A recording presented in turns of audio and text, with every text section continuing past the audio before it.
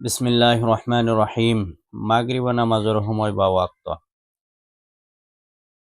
বলক আমি আৰম্ভ কৰোঁ। জানি লওঁ। সূৰ্য অস্তৰৰ অৰ্থাৎ পিছৰ পৰা পশ্চিম আকাশৰ শিফাক অৰ্থাৎ ৰাঙালী আভা মাৰ নোযোৱালৈকে মাগৰিবৰ নামাজৰ ওয়াক্ত থাকে। সূৰ্য অস্তৰ অৰ্থাৎ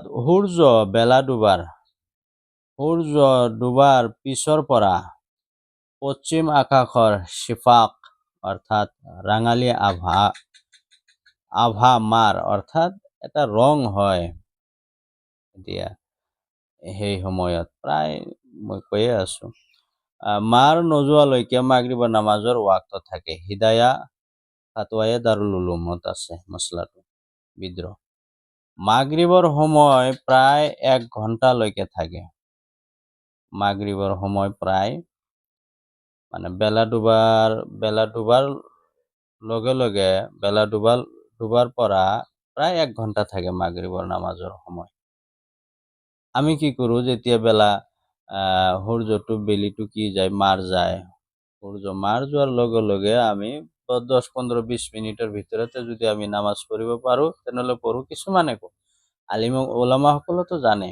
মই প্ৰথমতে কৈছোঁ ভিডিঅ'টো আলিম ওলামাসকলৰ কাৰণে নহয়, আলিম ওলামা মোতকৈ বেছি জানে।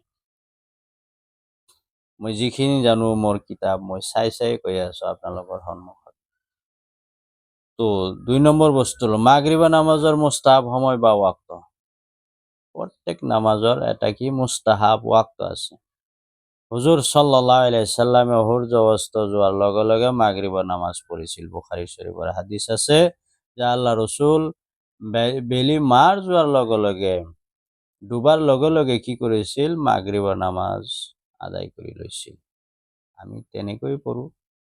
কিন্তু কিছুমান মছজিদত দেখা যায় আজান বেলা ডুবাৰ লগে লগে আজান দিয়াৰ লগে লগে জামাত থিয় হয়। কমচ কম বেলাৰ আজানৰ পিছৰ মানে কমচ কম 2-3-4-5 মিনিট অলপ ইন্তজাৰ কৰিব লাগে, অপেক্ষা কৰিব লাগে।